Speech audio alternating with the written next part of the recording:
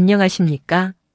국가유공자와 보훈 가족의 품격 있는 삶과 마지막까지의 예우를 책임지는 황금복지입니다. 조국을 위해 헌신하신 유공자 어르신들께 국가가 드리는 가장 마지막이자 숭고한 예우는 바로 장례와 안장입니다. 하지만 갑작스럽게 이별의 순간이 찾아오면 유가족분들은 슬픔 속에서 어떤 절차를 밟아야 할지 몰라 당황하시는 경우가 많습니다. 2026년에는 안장시설이 확충되고 장례 지원 시스템도 더욱 편리하게 개선되었습니다.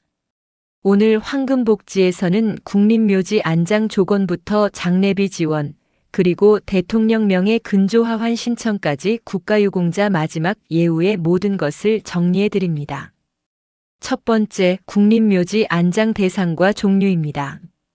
가장 많이 궁금해하시는 것이 국립현충원과 국립호국원의 차이입니다. 무공수훈자나 전상군경 어르신들은 국립현충원 안장 대상이 되시며 일반 참전 유공자 어르신들은 국립호국원에 안장되실 수 있습니다. 2026년에는 전국 호국원의 안장 여력이 대폭 확충되었고 연천현충원 등 신규 조성 중인 묘역들도 차질 없이 운영되고 있습니다. 배우자분 또한 유공자 본인 사후에 합장이 가능하니 사전에 주소지에서 가까운 국립묘지를 확인해 두시는 것이 좋습니다. 두 번째, 장례 발생 시 즉시 해야 할 일입니다.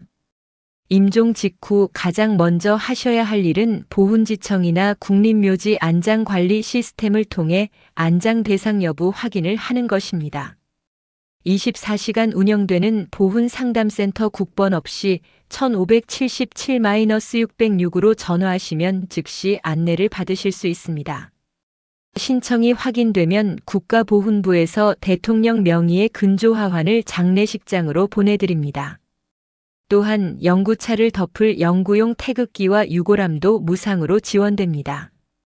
이 모든 것은 국가가 유공자의 마지막 길을 끝까지 배웅하겠다는 약속입니다.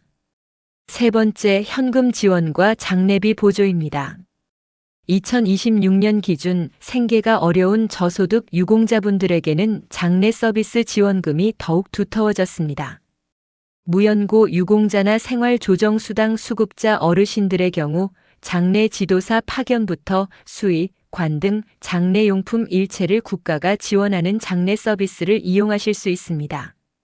일반 유공자분들도 지자체에 따라 별도의 사망위로금을 지급하는 경우가 많습니다. 이는 사후에 유가족이 주민센터에 신청해야 받을 수 있으니 꼭 챙기셔야 합니다. 네 번째, 국립묘지 안장 절차와 기간입니다. 안장 신청은 온라인 국립묘지 안장 관리 시스템을 통해 유가족이 직접 신청하거나 상조회사를 통해 진행합니다. 신청 후 보통 하루 이내에 승인 여부가 결정됩니다. 다만 과거에 금고형 이상의 형사처벌 기록이 있는 경우에는 안장 대상 심의위원회의 심사를 거쳐야 하며 이 경우 안장이 거부될 수도 있다는 점을 유의하셔야 합니다. 다섯 번째, 화장장 이용과 비용 감면입니다. 국가유공자는 전국 어느 공설 화장장을 이용하시더라도 화장 비용이 전액 면제됩니다.